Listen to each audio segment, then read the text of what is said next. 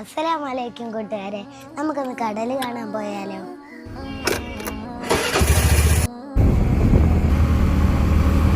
വാ, കടലെത്തി, നമുക്ക് കണ്ടാലോ? എന്ത് രസമല്ലേ കടലിനെ കാണാൻ. കടലിനെ പറ്റിച്ച് സംസാരിച്ചാലോ?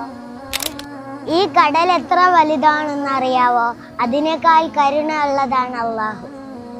ആ അള്ളാഹു നമുക്ക് തന്ന മതമാണ് ഇസ്ലാം. ഈ കടലിൽ എത്ര ആഴമുണ്ടെന്ന് ഇവിടെ നോക്കിയാൽ മനസ്സിലാവോ? ഇല്ലല്ലോ. ഇസ്ലാമിലേക്ക് ഇറങ്ങിയാലേ നമുക്ക് അതിന്റെ സൗന്ദര്യം മനസ്സിലാവും.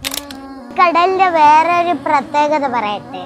കടലിൽ വീഴുന്ന അഴുക്കൊക്കെ കടല് എന്നെ ശുദ്ധിയാക്കും. ഇതുപോലെയാണ് ഇസ്ലാം. നമ്മൾ ഇസ്ലാമിനെ സ്വീകരിച്ചാൽ ഇസ്ലാം നമ്മളെ ശുദ്ധിയാക്കും.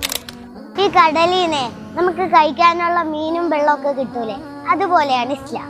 ഇസ്ലാമിലൂടെ നമ്മുടെ ആത്മാവിന് വേണ്ടതെല്ലാം കിട്ടും. കടലിലൂടെ നമുക്ക് ബോട്ടിലൊക്കെ യാത്ര ചെയ്യാൻ പറ്റും. പക്ഷെ കാറ്റൊക്കെ വന്നാൽ ഭയങ്കര ബുദ്ധിമുട്ടാണ്. ഇങ്ങനെയാണ് ഇസ്ലാം. പരീക്ഷണങ്ങളൊക്കെ ഉണ്ടാവും, പക്ഷെ സ്വർഗത്തിൽ പോകാൻ പറ്റും. ഈ കടലിലെ വെള്ളം മൊത്തം മഷിയായാലും നമ്മുടെ അള്ളാഹുവിനെ പറ്റി എഴുതി തീർക്കാൻ പറ്റൂല. നമ്മളിപ്പോ കടലും കണ്ട് കുറെ കാര്യങ്ങൾ പഠിക്കാനും പറ്റി. ഇനി വേറെ സ്ഥലത്ത് നിന്ന് കാണാം ഇൻഷാ അല്ലാഹ്. അസ്സലാമു അലൈക്കും വറഹ്മത്തുള്ളാഹി വബറകാതുഹു.